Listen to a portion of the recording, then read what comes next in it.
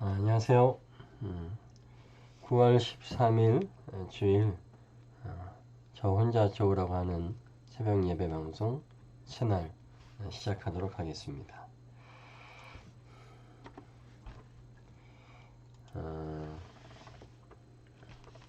먼저 우리 로중으로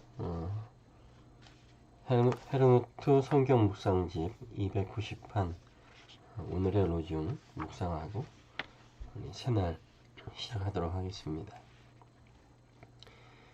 내 영혼아 주님을 찬양하여라. 그가 너에게 행하신 선한 일들을 잊지 마라. 주 하나님 보십시오. 크신 권능과 표심팔로 하늘과 땅을 지으신 분이 바로 주님이시니 주께서는 무슨 일이든지 못하시는 일이 없으십니다. 예수께서 말씀하셨다. 나는 하늘과 땅의 모든 권세를 받았다. 그러므로 너희는 가서 모든 민족을 제자로 삼아서 아버지와 아들과 성령의 이름으로 세례를 주고 내가 너희에게 명한 모든 것을 그들에게 가르쳐 지키게 하여라. 아멘. 페터 슈트라후의 기도로 시작하겠습니다. 주님 간구합니다. 오셔서 우리를 축복하소서. 당신의 평안을 내려주소서. 우리의 손을 축복하소서. 당신의 능력으로 우리를 어루만져 주소서. 세상의 밤에 주님은 기쁨을 우리에게 내려주셨습니다. 고통으로 가득한 슬픔 속에서 우리가 당신의 사신이 되게 하소서. 예수님의 이름으로 기도합니다. 아멘. 오늘의 로중 또 특별히 오늘 기도 말씀 가운데 마지막 구절이 참 인상 깊습니다. 세상의 밤에 주님은 우리의 기쁨을 우리에게 내려주셨습니다. 세상의 밤에 주님은 기쁨을 우리에게 내려주셨습니다. 네, 참 좋은 묵상인 것 같습니다. 찬양 한 장 하겠습니다. 제가 개인적으로 아주 좋아하는 찬송가인데요.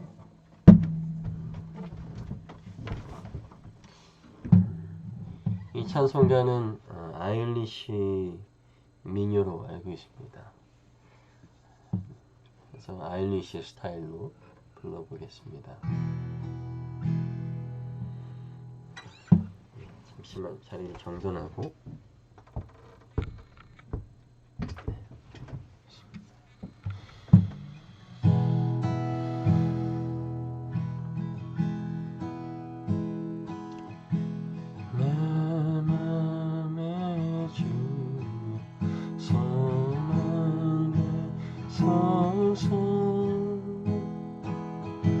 주 없이 어른이 어때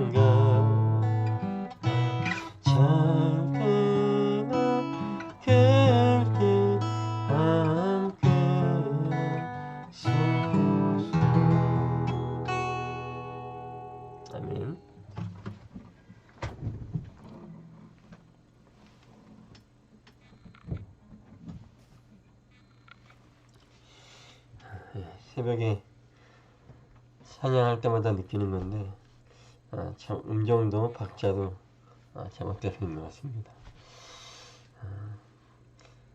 새벽에 찬양을 하게 되면 이상하게 곡의 어떤 음악적인 부분보다 가사 한 절 한 절에 좀 뭐랄까요, 좀 꽂히는 부분이 많이 있어서 연주를 하면서도 거기에 꽂혀서 연주가 진행이 안 되는 그런 일들이 좀 있는데 그래도 좋은 것 같습니다. 조명을 켜지 않도록 하겠습니다. 예, 오늘 성서 일과의 말씀 함께 보겠습니다. 어제 잠깐 설명해 드렸는데 성서 일과는 주일에는 진행이 좀 다르게 갑니다. 다른 진행이지만 이렇게 하도록 하겠습니다.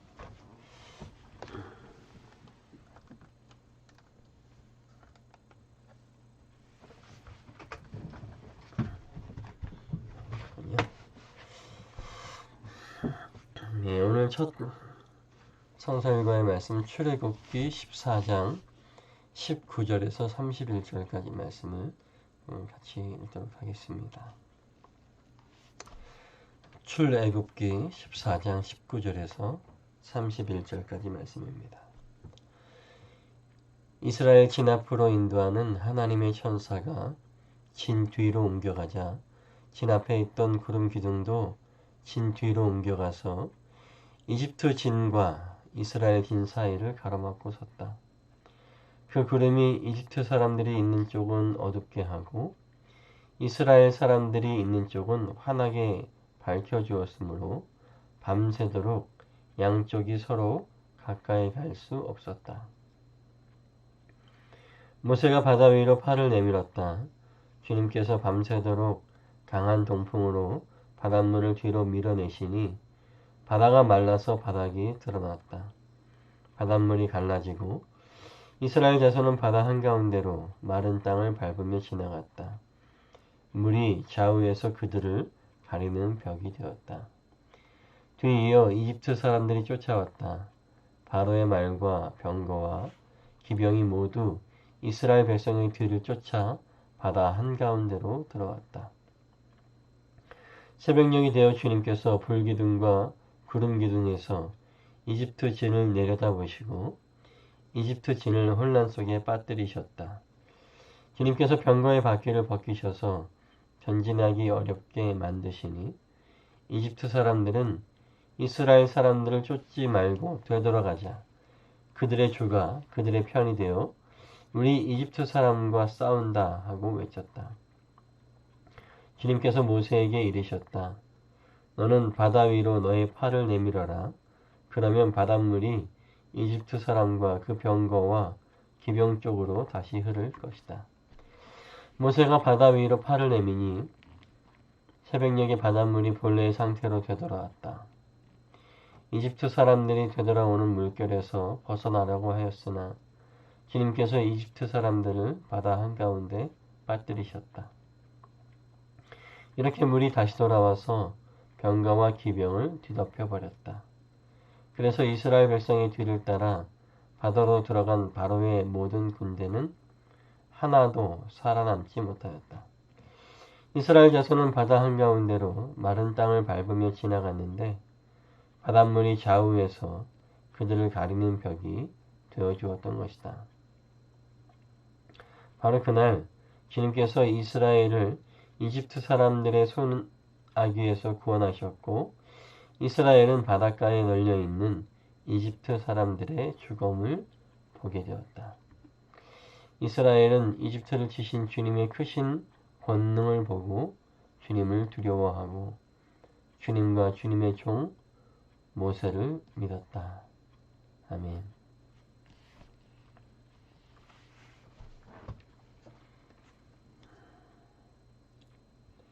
오늘 이 출애굽기 14장 19절 31절 말씀 중에 첫 부분에 있는 말씀이었죠. 20절의 말씀인데 참 20절의 말씀이 굉장히 와닿습니다. 이집트 진과 이스라엘 진 사이를 가로막고 섰다. 하나님의 불기둥과 구름 기둥이 이집트 진과 이스라엘 진 사이를 가로막고 있었고요. 그 구름이 이집트 사람들이 있는 쪽은 어둡게 하고 이스라엘 사람들이 있는 쪽은 환하게 밝혀주었으므로 밤새도록 양쪽이 서로 가까이 갈 수 없었다.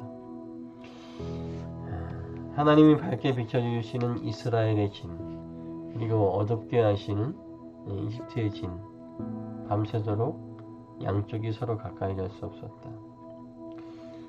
빛과 어둠이 함께 할 수 없음을 느낄 수 있는 것 같습니다. 양쪽은 서로 가까이 갈 수 없는 것이고 완전히 다른 개념이죠. 하나님이 계시는 곳, 하나님의 뜻이 있는 이스라엘의 진, 밝은 곳. 그러나 하나님을 대적하는 자들, 하나님의 뜻이 머물지 않는 이집트의 진, 어두운 곳. 이렇게 빛과 어둠은, 또 선과 악은 결코 하나 될 수 없는 곳이다. 함께 할 수 없다라고 하는 것을 오늘 20절의 말씀을 통해서 생각하게 되는 것 같습니다. 오늘날 우리가 너무 많은 개념의 혼재 가운데 살고 있죠. 모든 것이 다 뒤섞여 있고 무엇이 선인지 무엇이 악인지 구별할 수 없을 것만 같습니다. 하지만 이 말씀을 묵상하면서 생각하니까 하나님의 뜻이 계신 곳이 선한 곳이고 하나님의 뜻이 계신 곳이 하나님의 빛 비추는 곳, 밝은 곳, 선한 곳이다 라고 하는 것이죠. 그러면 지금 내가 어디에 서 있는지가 중요한 것 같습니다. 내가 생각하는 일들, 내가 하고자 하는 일들, 내가 지지하는 일들은 과연 하나님의 뜻이 계신 것입니까? 아니면 내 마음에 들고 내가 선호하는 것일까요? 아마 그 차이일 것 같습니다. 이 선과 악은 밤새도록 양쪽이 서로 가까이 갈 수 없었다. 밤새도록.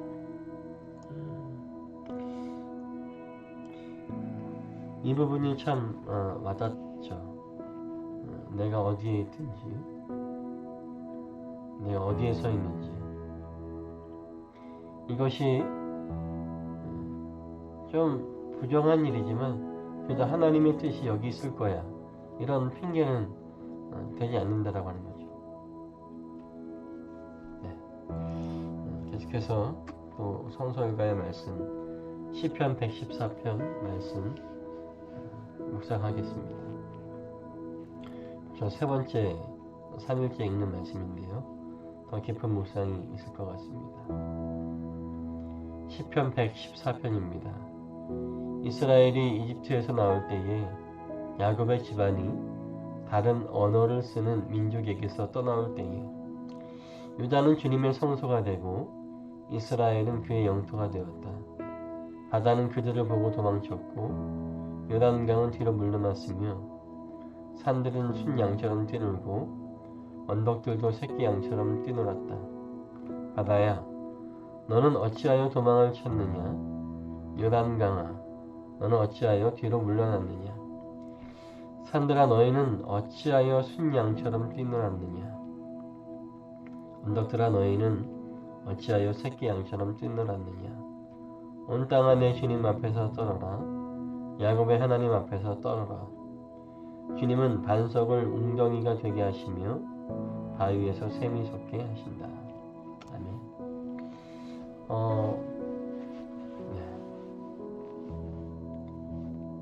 네. 1절 말씀이 또 오늘 아침에는 좀 와닿는데요. 이스라엘이 이집트에서 나올 때에 야곱의 집안이 다른 언어를 쓰는 민족에게서 떠나올 때에, 아까 우리 묵상했던 출애굽기의 말씀과 동일한 선상에서 비추어 볼 때에 이스라엘이 이집트에서 나올 때에, 이 말의 의미는 어두움 가운데 이스라엘이 밝은 빛 가운데로, 하나님의 뜻 가운데로 나오는 것이죠. 또 야곱의 집안이 다른 언어를 쓰는, 이 언어라고 하는 것이 다만 그 랭귀지만을 이야기하는 것이 아니라 다른 생각, 다른 정서, 다른 뜻, 그 가운데 그것을 쓰는 민족에게서 떠나올 때에, 즉 하나님의 사람, 하나님의 뜻, 하나님의 생각, 하나님의 언어가 아닌 다른 언어를 쓰는 민족에게서 떠나올 때에 비로소 우리가 계속 묵상했던 2절의 말씀, 그때에 비로소 이스라엘은, 유다는 하나님을 예배하는 마음이 되고 그들의 삶의 터전은 하나님의 땅이 되어진다 라고 묵상이 됩니다. 나는 지금 어떤 언어를 쓰고 있는지, 어떤 생각을 하고 있는지, 하나님의 언어인지 하나님의 생각인지, 과연 세상의 생각에서 떠나왔는지 나왔는지 한 번 더 묵상하게 되는 것 같습니다. 계속해서 신약 성경 말씀입니다. 서신서 로마서 14장 1절에서 12절 말씀입니다. 로마서 14장 1절에서 12절 또 읽겠습니다. 여러분은 믿음이 약한 이를 받아들이고 그의 생각을 시비거리로 삼지 마십시오. 어떤 사람은 모든 것을 다 먹을 수 있다고 생각하지만 믿음이 약한 사람은 채소만 먹습니다. 먹는 사람은 먹지 않는 사람을 업신여기지 말고 먹지 않는 사람은 먹는 사람을 비판하지 마십시오. 하나님께서는 그 사람도 받아들이셨습니다.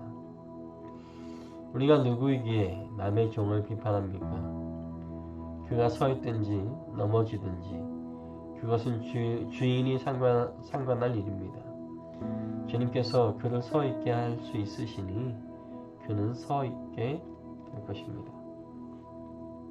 또 어떤 사람은 이날이 저날보다 더 중요하다고 생각하고 또 어떤 사람은 모든 날이 다 같다고 생각합니다.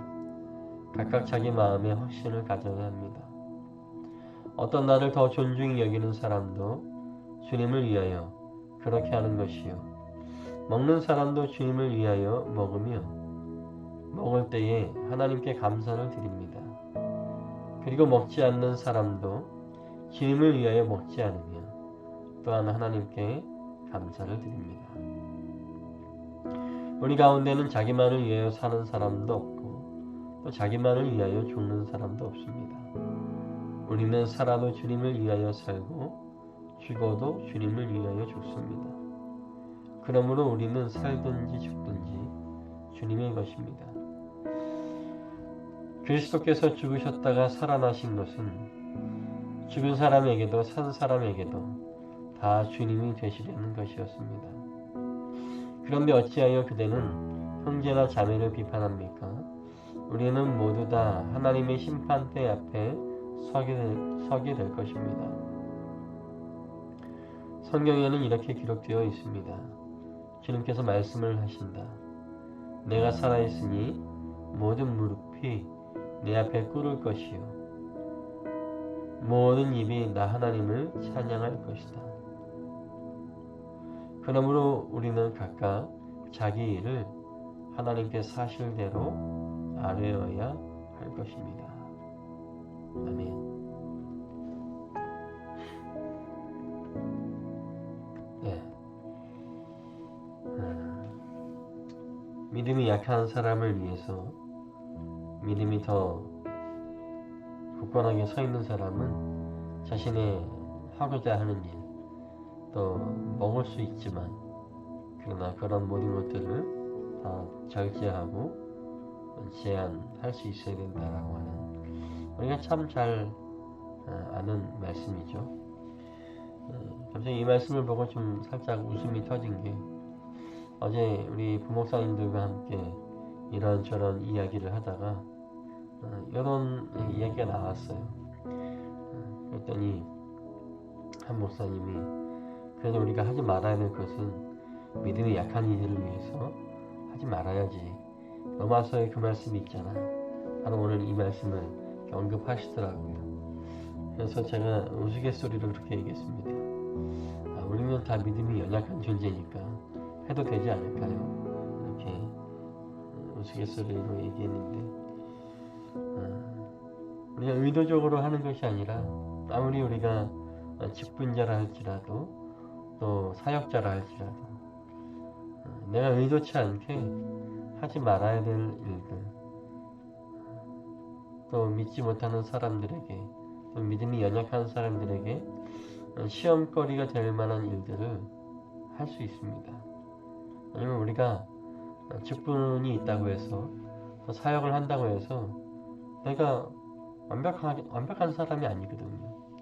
우리는 언제든지 넘어질 수 있죠. 근데 오늘 그 로마서 14장 4절의 말씀이 이렇게 얘기합니다. 우리가 누구이기에 남의 종을 비판합니까? 그가 서 있든지 넘어지든지 그것은 주인이 상관한 일입니다. 주님께서 그를 서 있게 할 수 있으시니 그는 서 있게 될 것입니다. 아멘. 걱정하지 말라는 얘기죠. 또 상관하지 말라는 얘기죠.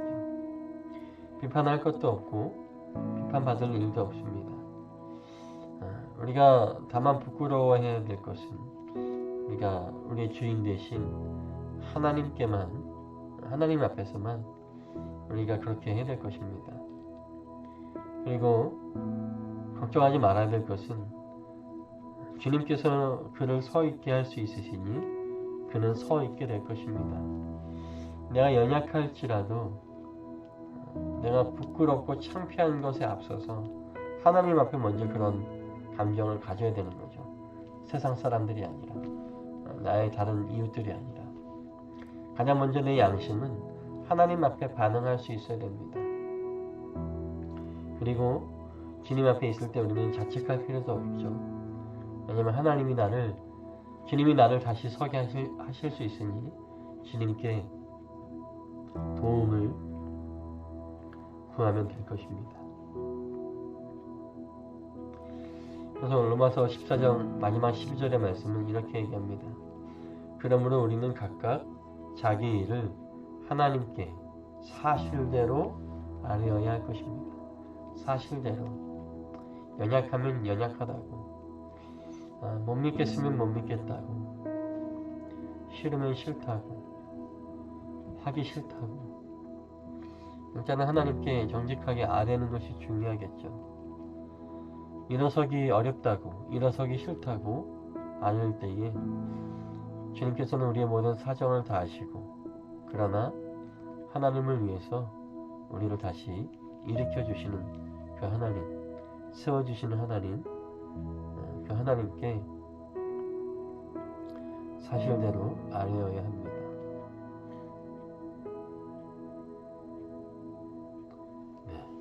오늘 아침에 참 좋은 말씀이었습니다.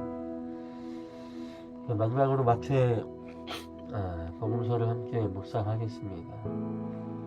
우리 성서 일과의 가장 중요한 부분은, 특별히 주일 성서 일과의 가장 중요한 파트는 바로 복음서, 예수님의 행적이 기록된 말씀입니다. 복음서의 말씀은 주일 성서 일과에는 반드시 들어가게 되어 있습니다. 오늘 마태복음 18장 21절에서 35절 말씀을 함께 읽고 묵상하겠습니다. 그때에 베드로가 예수께 다가와서 말하였다. 주님, 내 형제가 나에게 자꾸 죄를 지으면 내가 몇 번이나 용서하여 주어야 합니까? 7번까지 하여야 합니까?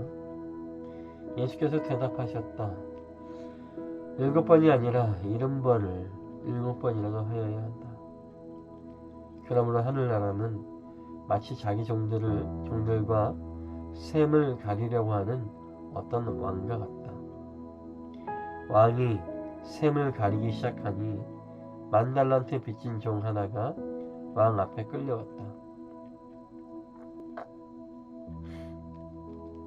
그런데 그는 빚을 갚을 돈이 없으므로 주인은 그 종에게 자신과 그 아내와 자녀들과 그 밖에 그가 가진 모든 것을 모두 팔아서 갚으라고 명령하였다.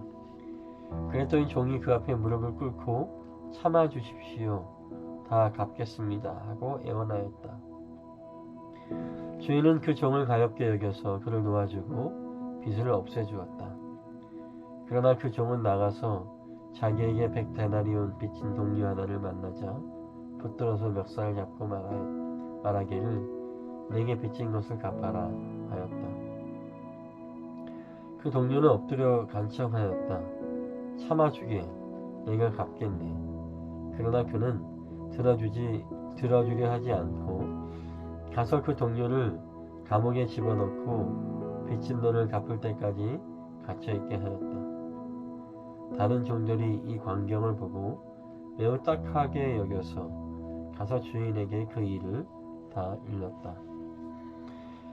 그러자 주인이 그 종을 불러다 놓고 말하였다. 이 악한 종아, 내가 애원하기를 나는 너에게 그 빚을 다 없애주었다. 내가 너를 불쌍히 여긴 것처럼 너도 내 동료를 불쌍히 여겼어야 할 것이 아니냐. 주인이 노하여 그를 형무소 관리에게 넘겨주고 빚진 것을 다 갚을 때까지 가두어 두게 하였다. 너희가 각각 진심으로 자기 형제 자매를 용서해 주지 않으면 나의 하늘 아버지께서도 너희에게 그와 같이 하실 것이다. 아멘. 오늘 복음서의 말씀은 우리가 잘 아는 것처럼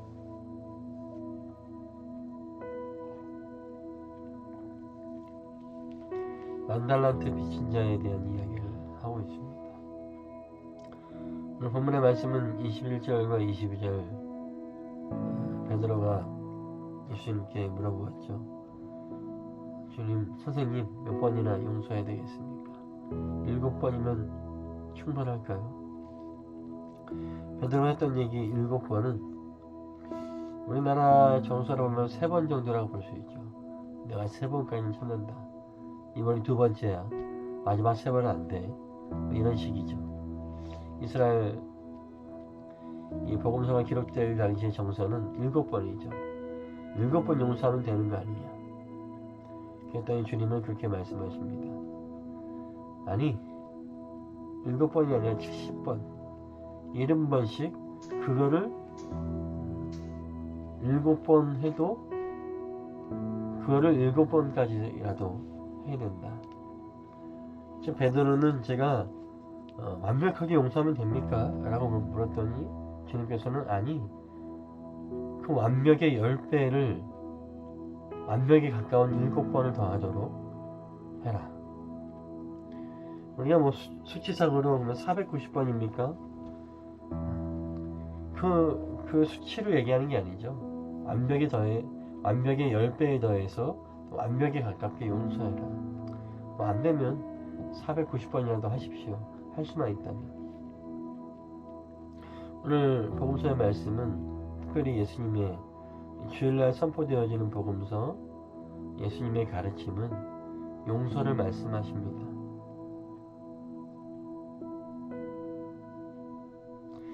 그리고 만달란트 빚진 자와 100데나리온 빚진 자에 대한 이야기가 나오죠.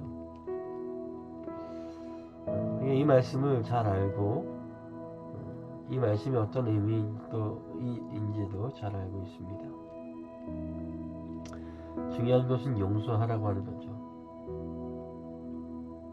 우리가 예수 그리스도의 십자가 보혈을 통해서 죽을 수밖에 없는 우리가 용서를 받았는데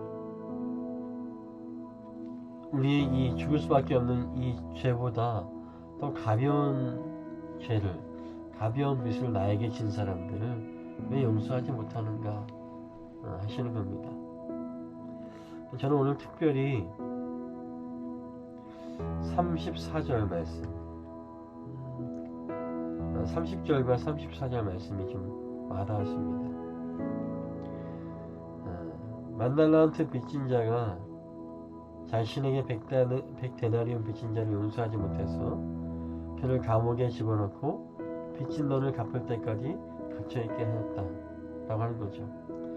내가 그와 같이 하니까 주인께서는 나를 가두어서 34절의 말씀에 주인이 노하여 그를 형무소 관리에게 넘겨주고 빚진 것을 다 갚을 때까지 가두어 두게 하였다. 이 부분이 굉장히 무서운 부분이죠.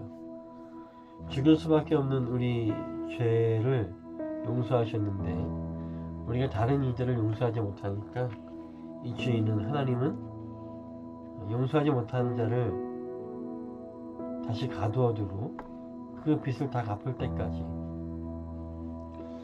오늘 이 백다나리움 빚진 자,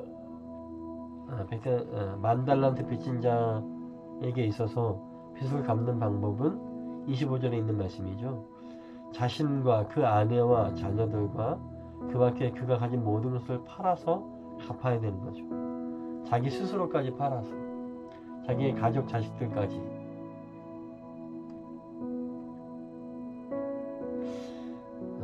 34절에 있는 이 주인이 노하여서 처음에 그렇게 빚을 갚으라고 제안하였는데 사하여 주었죠. 이제는 다시 갇혀 있어서 처음에 주인이 이야기했던 자신과 자신의 아내와 자녀와 모든 것을 다 팔아서 그 빚을 갚을 때까지 두게 하였다. 오늘 우리는 어떤 빚을 지었나요? 하나님께. 죽을 수밖에 없는 우리가 예수 그리스도의 피로 우리가 구원함을 받았습니다. 우리는 못 갚습니다. 예수님을 빚졌는데 어떻게 예수님을 그보다 더한 가치를 갚을 수가 있죠?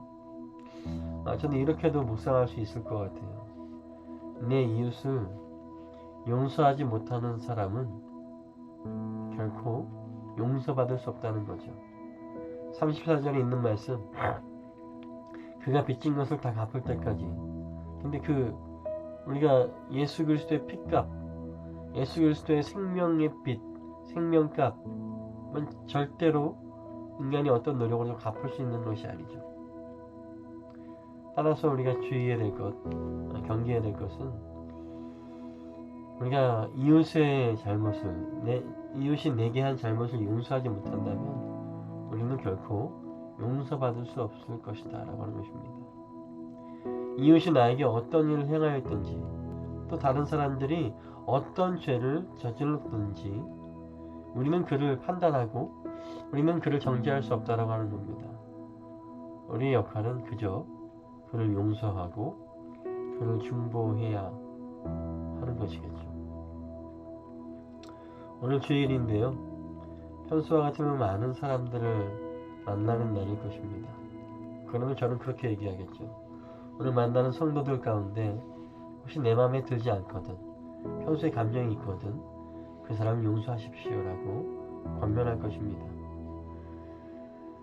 하지만 오늘 우리는 모이지 못합니다. 아시다시피 코로나로 인하여서 또 그것이 재확산되어서 모이지 못하는 가운데 있습니다. 우리는 무수하게 누군가를 정죄하고 싶습니다. 이것에 대한 이유, 핑계를 누군가에게 이 책임을 씌우고 싶습니다. 그러나 오늘 복음서의 말씀은 이렇게 말씀하시네요. 용서하라고.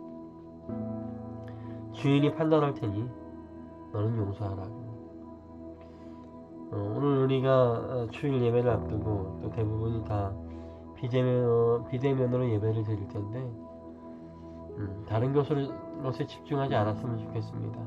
오늘 누구 때문에, 어떤 사람들 때문에, 어떤 사람들의 망발 때문에, 어떤 사람들의 그릇된 행동 때문에 우리가 이렇게 되었어 라고 정죄하거나 판단하기보다는 오늘은 주일입니다. 갚을 수 없는 나의 죄를 사하여 주신 그 주님의 부활, 나의 죄가 사하여졌음을 우리가 영생을 얻었음을 기뻐하는 날이죠. 다른 것에 마음을 뺏겨서 그들을 정죄하고 책임을 떠넘기고 분노하기보다는 오늘은 내가 용서받음을 기쁘게 여기고 나도 저들을 용서하고 오늘은 하나님을 예배하고 주님의 마음을 품는 것에만 집중하는 날이 되었으면 좋겠습니다.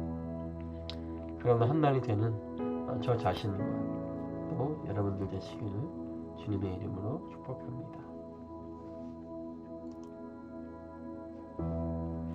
네, 찬양 한 장 하고 이제 마치려고 하는데요. 이 찬양 가사가 참 좋은 것 같습니다. 그래서 어떤 면에서 보면 되게 밋밋한 찬양 같은데요. 굉장히 또 은혜가 돼서 함께 나누려고 합니다. 잘 될까 모르겠네요.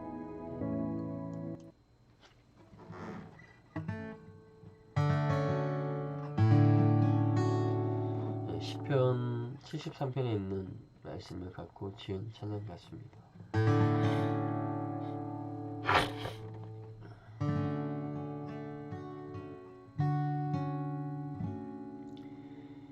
여하튼 죄송합니다. 같은 길에서 다른 계절을 만나고 기쁨 슬픔 반복되는 모든 시간 속에서 주님을 바라보네. 같은 길 위에 나의 계절을 아시고 근심평안 공존하는 모든 상황 속에서 주 나를 살피시는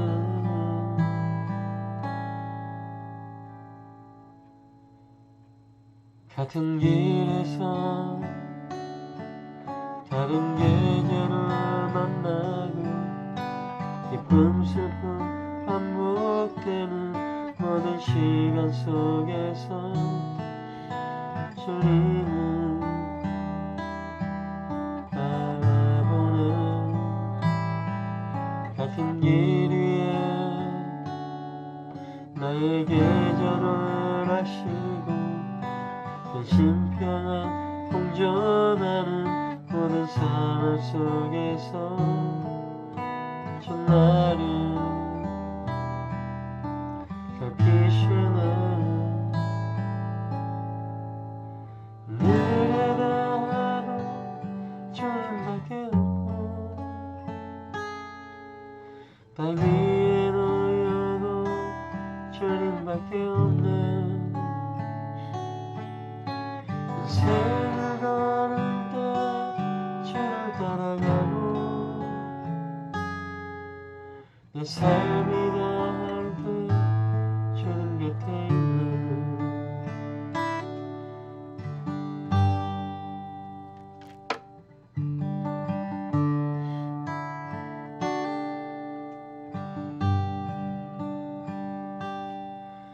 같은 길에서 다른 계절을 만나고 기쁨 슬픔 반복되는 모든 시간 속에서 주님은 바라보네. 같은 길 위에 나의 계절을 아시고 근심평안 공존하는 모든 상황 속에서 주 나를 살피시네. 내가도 주님밖에 없고 땅 위에 놓여도 주님밖에 없네. 인생을 걸을 때 주를 따라가고 내 삶이 닿을 때 주님 곁에 있는 온갖만 사그라져도 주는 나의 영원한 반석 몸과 마음 시들어가도 나는 주를 놓지 않으리 누구라 하도 주님밖에 없고 땅 위에 놓여도 주님밖에 없네 인생을 걸을 때 주를 따라가고 내 삶이 다할 때 주님 곁에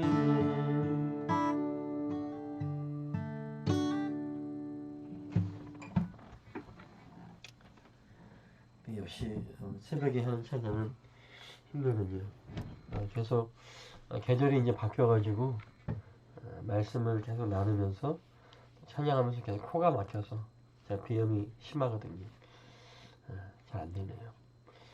참 그 가사가 와닿는 것 같습니다. 하늘에 닿아도 주님밖에 없고 땅 위에 놓여도 주님밖에 없네. 인생을 걸을 때 주를 따라가고 내 삶이 닿을 때 주님 곁에 있네. 갑자기 그 말씀이 그 이야기가 생각나네요. 주님 한 분이면 충분하지 않습니까? 그렇죠. 오늘은 특별히 그런 날입니다. 주일이잖아요. 오늘 주님 한 분만으로 충분히 채워주시고 은혜를 누리고 주님과 동행하는 귀한 주일 되기를 소망합니다. 주기도문으로 저 좋아서 하는 방송 새벽 예배 방송 새날 9월 13일 주일에 방송 마치도록 하겠습니다.